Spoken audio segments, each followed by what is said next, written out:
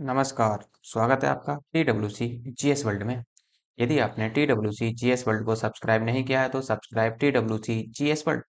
हम अपने सामान्य विज्ञान के तहत जो हम अपना घटना चक्र वाली पुस्तक है उसके पूर्वावलोकन को पूर्ण करने का प्रयास कर रहे हैं। तो इस पूर्वावलोकन में ही आपके पिछले 25 वर्ष के जो सवाल होते हैं वो इसमें सारे दिए हुए हैं और इसी से ही आपको आइडिया लगता है कि किस प्रकार के यहाँ पर सवाल बनते हैं या आयोग के द्वारा किस प्रकार के सवाल यहाँ पर पिछले सालों में बनाए गए हैं। देखो, आयोग को पहचानने का हमारे पास केवल एक ही तरीका है कि हम उसके प्रीवियस ईयर प्रश्नों को और सिलेबस को अच्छे से कवर करके रखें, तो उससे हमें अंदाजा लग जाता है। तो देखो, ये जो होगा आपका लेक्चर नंबर 3 होगा और लेक्चर नंबर 3 के अंतर्गत ही हम देखेंगे वर्गीकी को, अर्थात क्लासिफिकेशन को।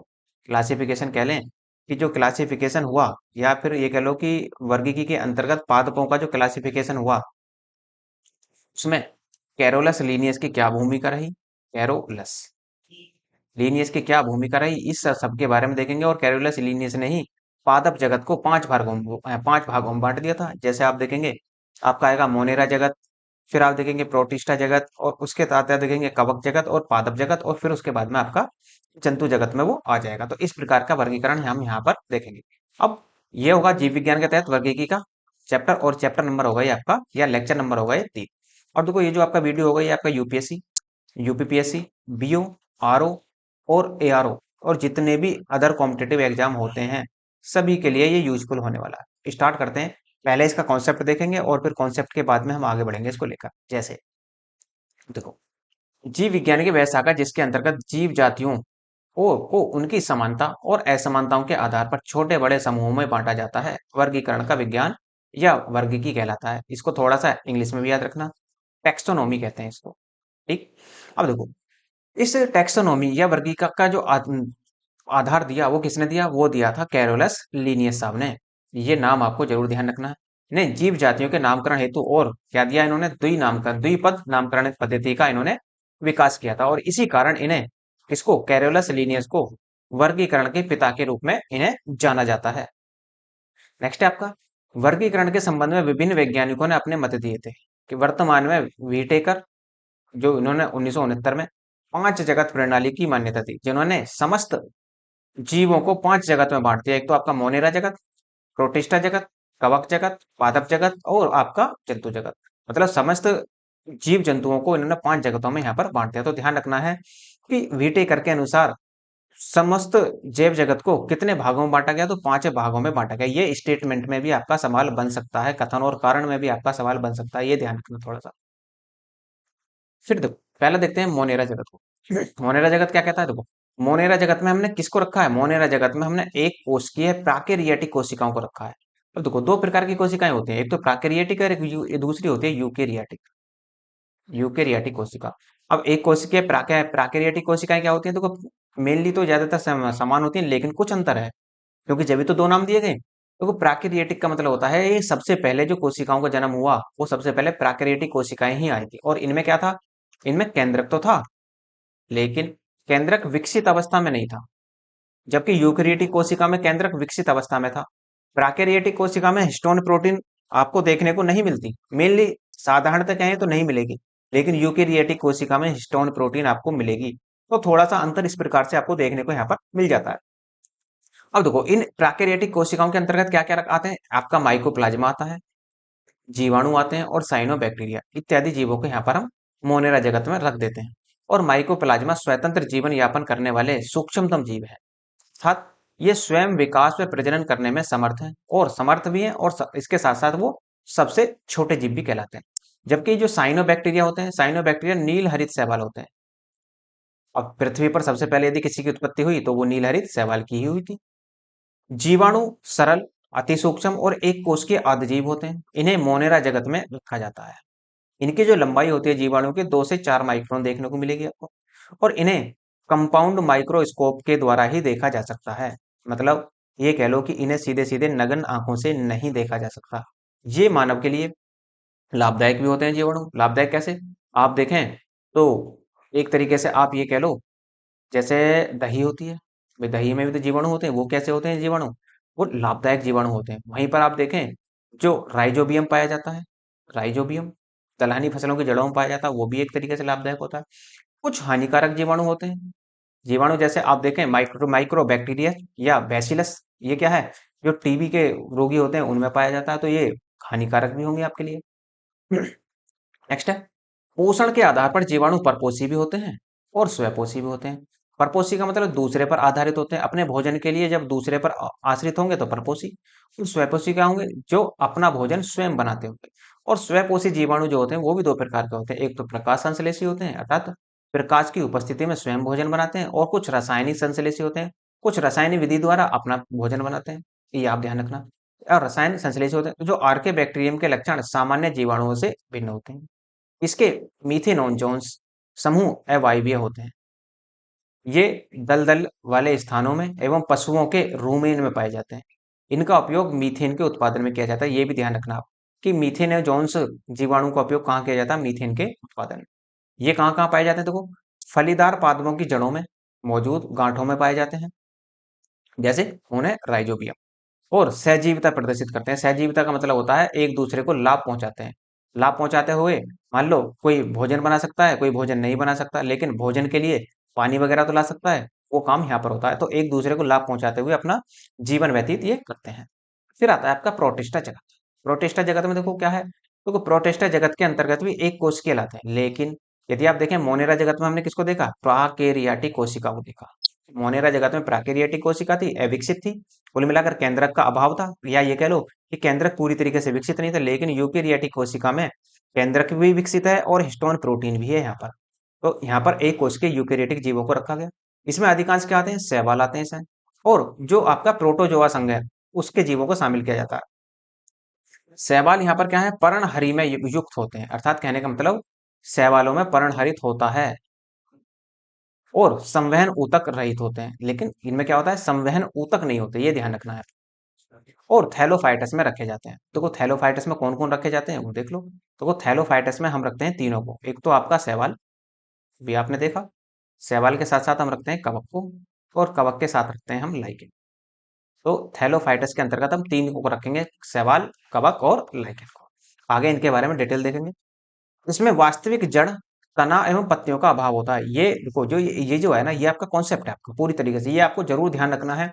यदि उसने कथन कारण में सवाल बना दिया तो वहां पर फंसने की गुंजाइश बहुत ज्यादा रहती है। तो इसलिए ध्यान रखना है कि इनमें वास्तविक जड़, तना और पत्तियां नहीं पाई जाती। ये प्रकाश संश्लेषण की क्रिया द्वारा भोजन का निर्माण करते हैं, अर्थात ये कैसे हैं, स्वपोषी। ये अधिकांश जलीय होते हैं, मतलब शैवाल जो होते हैं वो, कहने के लिए तो देखो शैवाल आपको चट्टानों पर भी मिल जाएंगे, लेकिन वो कह रहा है कि अधिकांशतः, ये कह लो कि 90 से 95% ये जलीय ही होते हैं। शैवालों में उपस्थित वर्णक के आधार पर इन्हें तीन वर्गों में विभाजित किया जा सकता है। जैसे एक तो होता है क्लोरोफाइसी। क्लोरोफाइसी में क्या होता है कि हरा शैवाल, अर्थात हरे वर्णक के कारण इसका रंग हो जाता है हरा, तो इसे क्लोरोफाइसी कहते हैं। फिर दूसरा होता है रोडोफाइसी, और लाल वर्णक के कारण इसका रंग हो जाता है लाल, इसलिए इसे लाल शैवाल कहते हैं। फिर आप देखेंगे फियोफाइसी। फियोफाइसी, इसे भूरे वर्णक के कारण इसका रंग हो जाता है भूरा, इसलिए इसे भूरा शैवाल कहते हैं। और शैवालों के अध्ययन को क्या कहते हैं हम, फाइकोलॉजी। लेकिन ध्यान रखना, शैवालों के अध्ययन को एल्गियोलॉजी भी कहा जाता है, एल्गियोलॉजी, ये भी ध्यान रखना है आपको। तो शैवालों के अध्ययन को फाइकोलॉजी और एल्गियोलॉजी दोनों के अंतर्गत एक ही बात है। जैसे मान लो एक ही व्यक्ति के दो नाम होते हैं ना, तो ये फाइकोलॉजी और एल्गियोलॉजी सेम ही है दोनों। कुछ सवालों को पादप जगत के अंतर्गत शामिल किया गया है। जैसे कौन कौन से सवाल हैं ये आप देख लेते हैं। अब देखो इसमें इतना नहीं दिया डिटेल के साथ में, और यदि आपको देखो डिटेल के साथ पढ़ना है ना तो आप कमेंट के माध्यम से बताना यदि आप डिटेल के साथ पढ़ना चाहते हैं, क्योंकि ये जो चैप्टर है ना ये बहुत ज्यादा इंपॉर्टेंट है। यहाँ से अक्सर सवाल आते हैं और कथन कारण वाले सवाल बनते हैं। और यदि कथन कारण वाले सवाल बनेंगे तो देखो कॉन्सेप्ट क्रिस्टल क्लियर होना चाहिए, तो वो आप कमेंट बॉक्स में बताना। तो इसके लिए मैं आपको अलग से वीडियो डिटेल के साथ बताऊंगा कि किस तरीके से पादप जगत का विकास हुआ। तो फिलहाल हम घटना चक्र को पूरा कर रहे हैं तो इसी को ही पूरा कर लेते हैं, लेकिन बीच बीच में मैं आपको डिटेल आपको बताता चलूंगा। अब कवक क्या होते हैं, पर्णहरि में रहित, अर्थात पीछे जो आपने देखा प्रेटिस्टा जगत में क्या थे, जो शैवाल थे वो कैसे थे, पर्णहरि में युक्त थे, अर्थात उनमें पर्णहरित पाया जाता था, लेकिन इनमें पर्णहरित नहीं पाया जाता। ये आप पूरी तरीके से ध्यान रखना है। फिर है आपका, इनकी कोशिका भित्ति काइटिन की होती है, ध्यान रखना। पादपों की कोशिका भित्ति किसकी होती है, सेलुलोज की। और जो जंतु जगत के अंतर्गत आते हैं वो उनकी कोशिका भित्ति जो होती है वो काइटिन की बनी होती है। और कवकों का जो अध्ययन है वो क्या कहलाता है, माइकोलॉजी कहलाता है। पहला चैप्टर लेक्चर आपने नहीं देखा तो वहां देखना, डिटेल के साथ मैंने सारे आपको अध्ययन बताए हैं कि किसका अध्ययन किसके अंतर्गत किया जाता है। खमीर, और कुकुरमुत्ता या मशरूम एक प्रकार के कवक ही हैं। और खमीर जो है वो एस्कोमाइसिटीज कुल का है, जबकि मशरूम जो है वो बेसिडियोमाइसिटीज कुल का है। और कवक मूल कवकों के उच्चतर पादपों की जड़ों के मध्य सहजीवी सहचर्य प्रदर्शित करते हैं। सहजीवी सहचर्य का मतलब होता है एक दूसरे को लाभ पहुंचाते हुए अपना जीवन व्यतीत ये करते हैं। नेक्स्ट नेक्स्ट आपका लाइकेन। लाइकेन एक मिश्रित जीव है जो कवक और शैवाल के सहचर्य से बने होते हैं, अर्थात कवक और शैवाल के बीच की कड़ी कौन है? लाइकेन। ये भी आप ध्यान रखना कि लाइकेन का प्रयोग कहाँ करते हैं हम?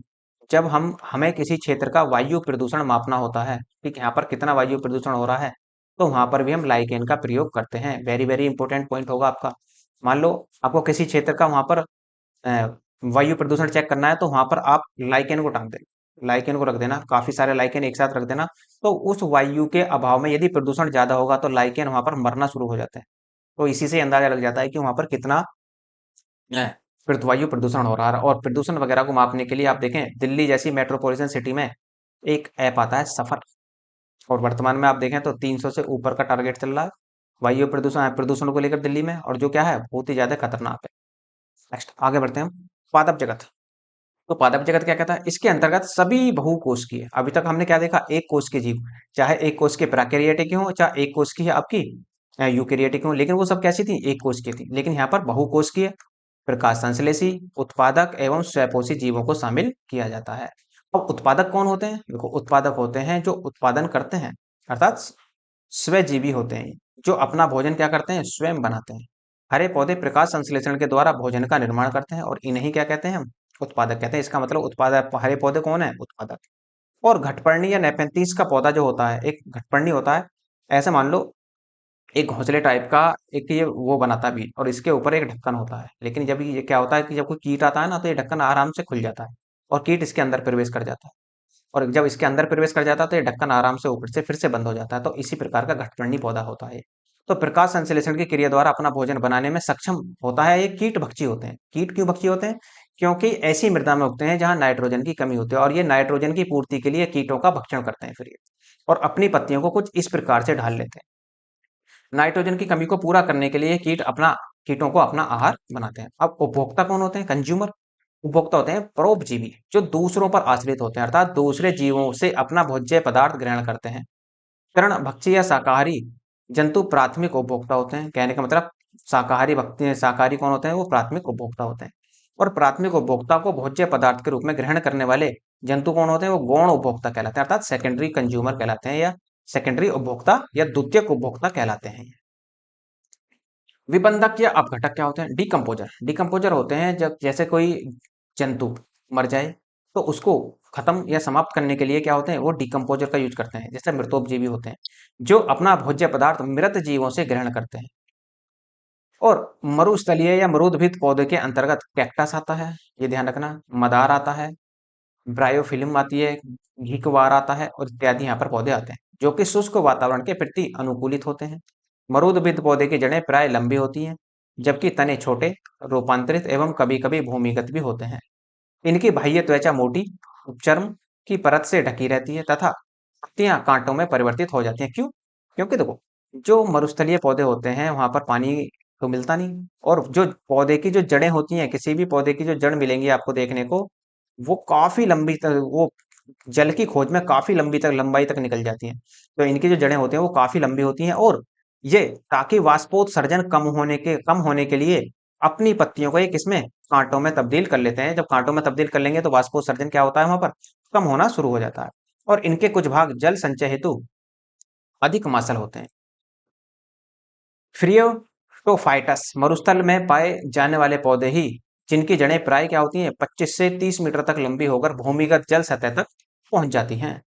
नेक्स्ट, हाइड्रोफाइटस या जलोदभिद के पौधे। हाइड्रोफाइटस जलोदभिद के पौधे अधिक जल वाले स्थानों पर पाए जाते हैं। हाइड्रोफाइट्स का मतलब जहां पर ज्यादा जल हो। इनमें बड़े बड़े अंतरकोश के स्थान होते हैं जो वायु से भरे होते हैं तथा पौधे के तैरने में सहायक होते हैं। इन्हें लवणोद्भिद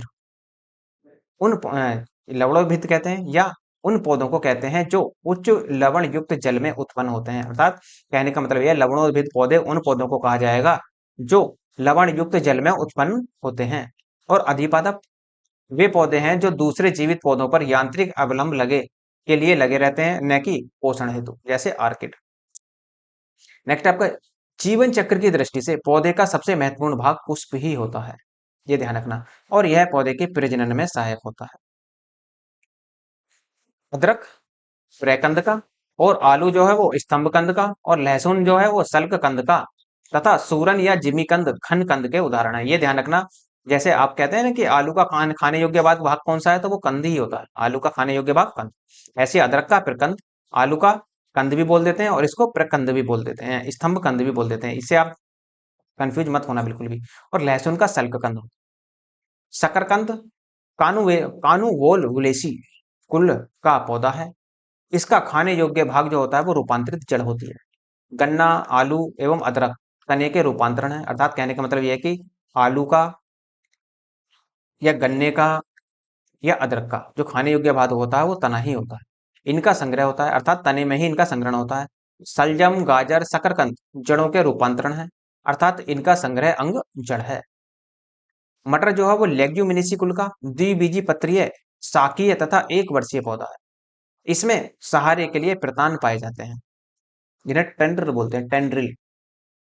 गन्ना गन्ना जो है वो ग्रेमिनी पोएसी कुल के अंतर्गत आता है, जिसका तना काट कर आमतौर से कायिक प्रवर्धन के लिए प्रयुक्त किया जाता है, अर्थात कहने का मतलब यह है तने को काट कर जमीन में बोया जाता है, उसी से इसका क्या होता है, प्रजनन होता है। इसका तना ठोस और संधिबद्ध होता है। संधिबद्ध का मतलब होता है जैसे मान लो ये कोई गन्ना है, तो इसमें क्या होते हैं, बीच बीच में कुछ इस तरह से संधियां बनी होती हैं, इन्हीं को संधि कहते हैं, जिसमें पर्व तथा पर्व संधियां पाई जाती हैं। लौंग जो है, लौंग को बोलते हैं क्लोव। ये मेटेसी कुल के साइजीजियम एरोमेटिकम यूजीनियम कैरियोफाइलेटा नामक मध्य कद वाले सदाबहार वृक्ष की सूखी हुई पुष्प कलिका से प्राप्त किया जाता है। इसका उपयोग भोज्य पदार्थों, दंतसूल दंतसूल का मतलब ये होता है कि जो दांतों में यदि कोई प्रॉब्लम है, दांत चीस रहा है, तो उसमें आप लौंग का तेल लगा लीजिए, तो वहां पर आपको तुरंत राहत मिल जाती है। इसका जन्म स्थल कहाँ है, अर्थात जो लौंग जो सबसे पहले खोजा गया या देखा गया या इसकी जन्म स्थली है वो है इंडोनेशिया। इसका उपयोग समस्त विश्व में होता है।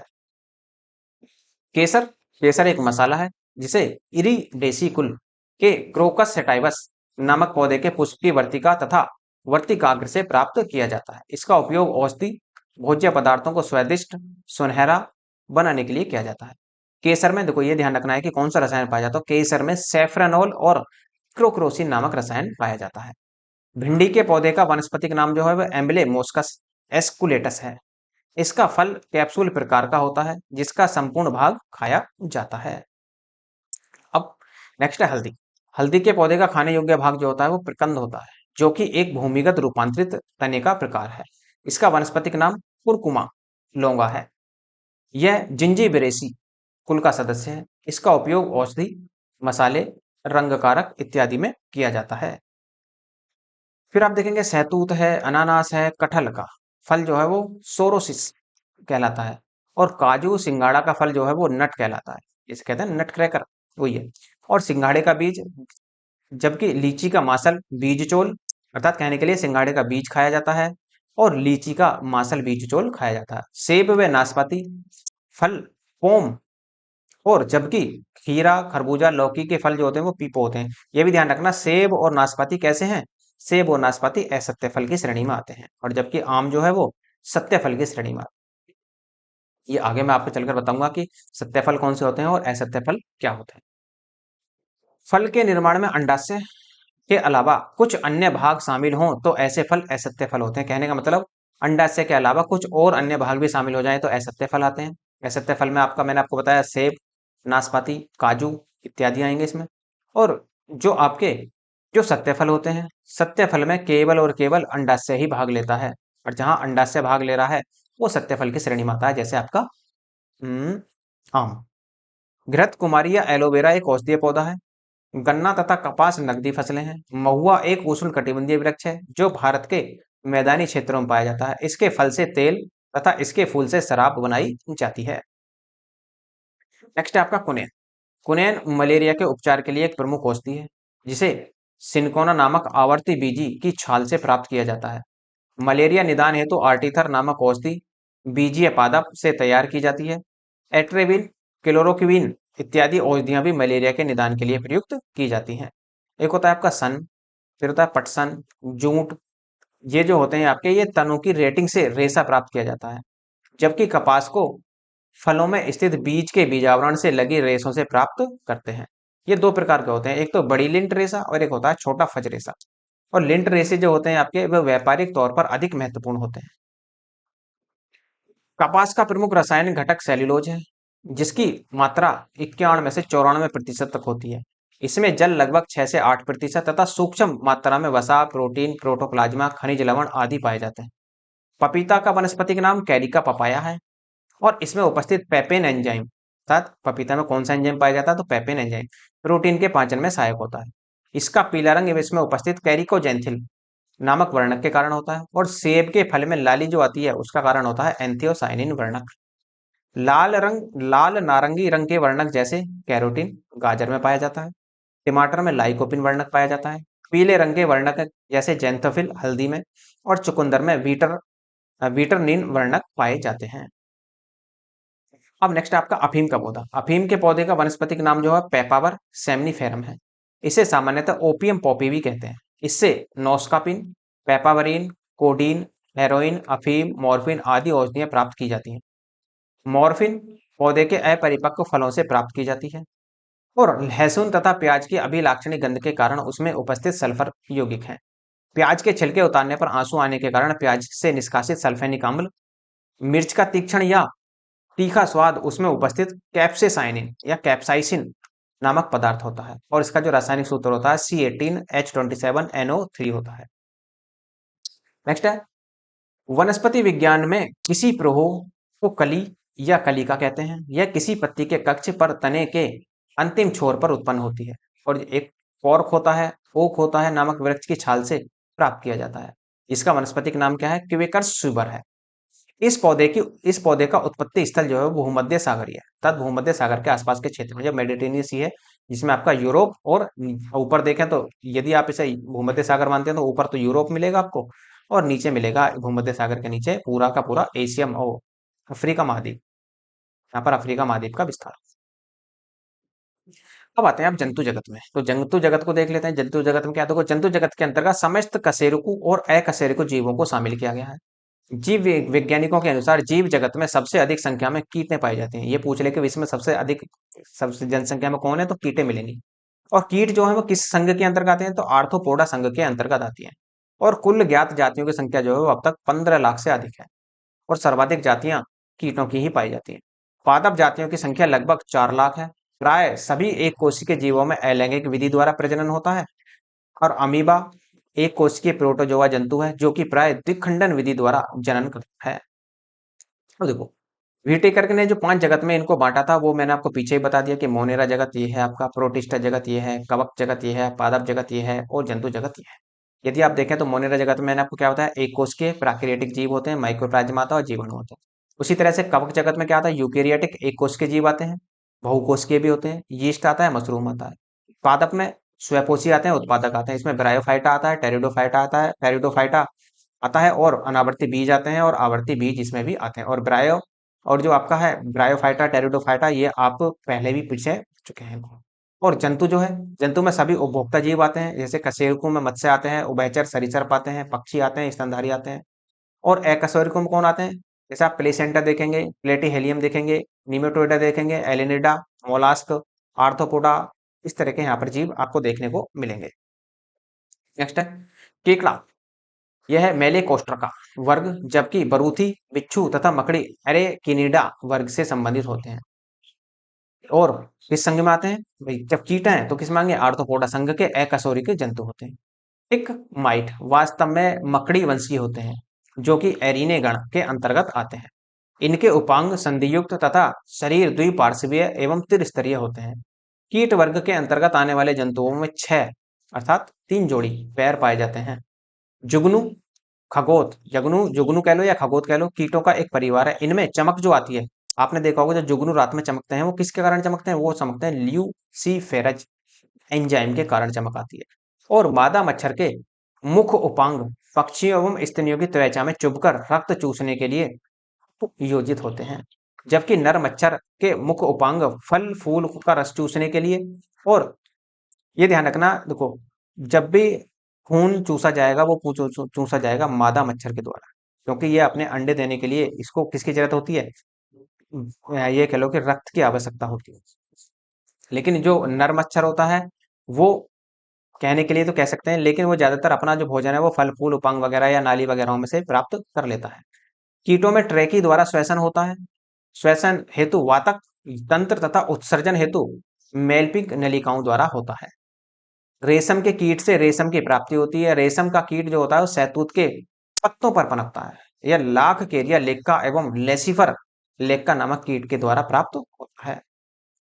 नेक्स्ट है, मधुमक्खियां सामाजिक कीट हैं जो फूलों से मकरंद इकट्ठा कर शहद का निर्माण करती हैं। मोती वस्तुतः मोलास्क संघ के जीव पिकटेडा या परल ओइस्टर द्वारा प्राप्त किया जाता है। इकाइनोडर्म समुद्र में पाए जाने वाले पंचायती अरीय समित वाले ड्यूटेरिस्टोमी या यूसिलोमेट यूटेजोमा होते हैं। इनके सुषुप्तावस्था में शरीर की सममिति द्विपार्श्वीय होती है। इकाइनोडर्म प्राय अंडज होते हैं, किंतु कुछ पिंडज या सजीव पिटजक भी होते हैं। नेक्स्ट है ऑक्टोपस। ऑक्टोपस जो है सिफले मोडा वर्ग का एक मृदु कवचीय जंतु है, जिसे डेविल फिश के नाम से भी जाना जाता है। इसके सिर पर 8 भुजाएं पाई जाती हैं। विशाल स्क्विड्स तथा कोलोसोल स्क्विड्स सबसे बड़े अकशेरुकी हैं। कोलोसल स्क्विड्स की लंबाई अपेक्षाकृत कम किंतु वजन अधिक होता है। समतापी अर्थात गर्म रुधिर वाले वे जंतु होते हैं जिनके शरीर का ताप वातावरण के ताप से प्रभावित न होकर सदैव एक सा रहता है।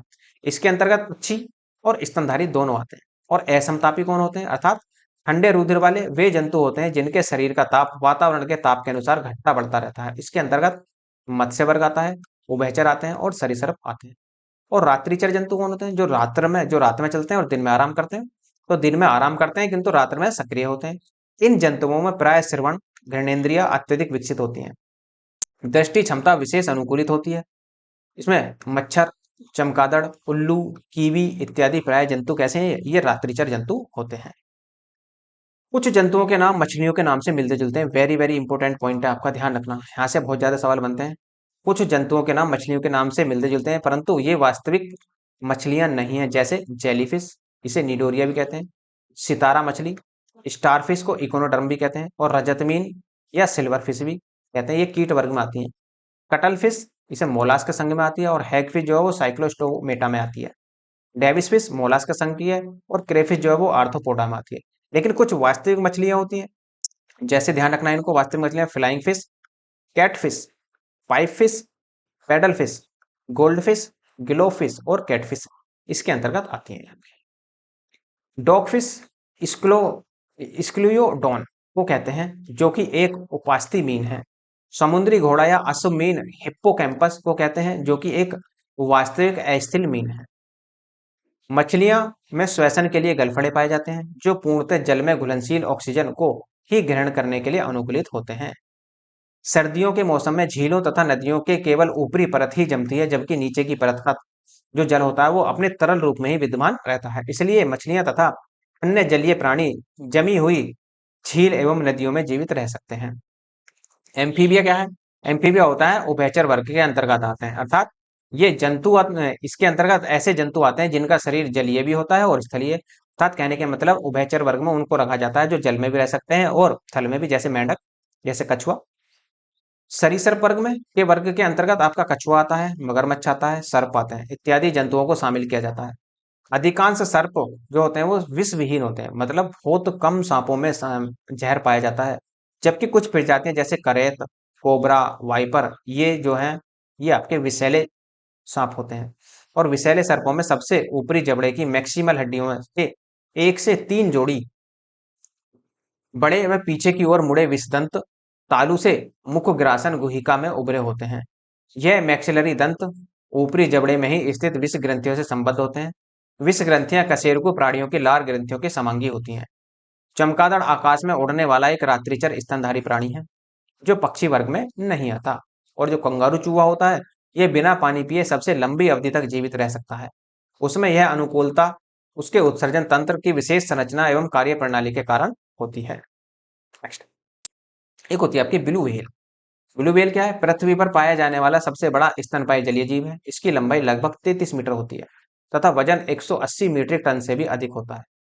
फिर स्पर्म व्हेल जो है ये भी विशालतम दांत वाली मांसाहारी व्हेल है। इसकी लंबाई अनुमानतः 50 से 55 फीट होती है और वजन 35 से 45 टन तक हो सकता है।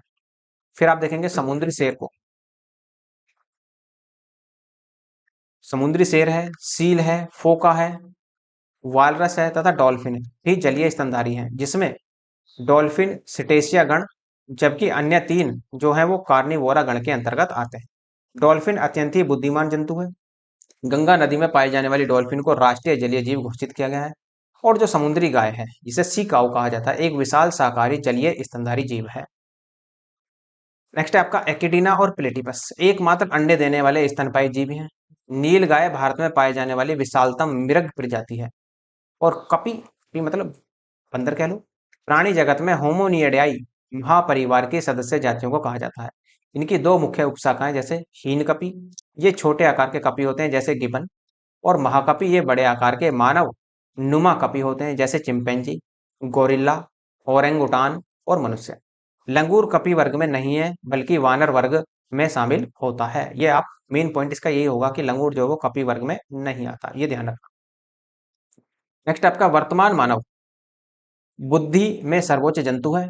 इनमें चिंतन, जानने की इच्छा प्रकट करना, तर्क संगत अक्षरबद्ध वाणी और भौतिक मुद्राओं द्वारा भावनाओं की अभिव्यक्ति इत्यादि क्षमताएं होती हैं। और इनकी कपाल गुहा का जो आयतन होता है वो 1350 से 1500 क्यूबिक सेंटीमीटर तक होता है। ठीक, नेक्स्ट है। तो देखो, ये तो हो जाता है आपका इसमें कॉन्सेप्ट, और जो आगे इसमें क्वेश्चन बचे हुए हैं, क्वेश्चन की प्रैक्टिस करनी है। और लगभग आप ये कह लो कि 150 प्लस सवाल हैं, ये आपको मैं कराऊंगा आपको लेक्चर नंबर आपके 4, लेक्चर नंबर 4 के लिए इंतजार कीजिए। और देखो, यदि आपको इसकी लेक्चर की पीडीएफ चाहिए तो नीचे डिस्क्रिप्शन में टेलीग्राम का लिंक दिया हुआ है, तो टेलीग्राम वहां से ज्वाइन कर लेना, तो वहां से आपको टाइम टू टाइम पीडीएफ मिलती रहती है। और जो हिस्ट्री मैंने आपको, पॉलिटी आपको, हिंदी भी आपको जो पूरी कंप्लीट यूट्यूब पर पढ़ा दी गई है, यदि आपको उनमें से रिवीजन के लिए किसी के भी नोट्स चाहिए पीडीएफ की फॉर्म में, तो आप मेल के माध्यम से बता सकते हैं। मेल का लिंक भी आपको डिस्क्रिप्शन में मिल जाएगा। और यदि आपको लगता है लेक्चर अच्छा है तो लाइक कीजिए, शेयर कीजिए और सब्सक्राइब करना ना भूलें। धन्यवाद।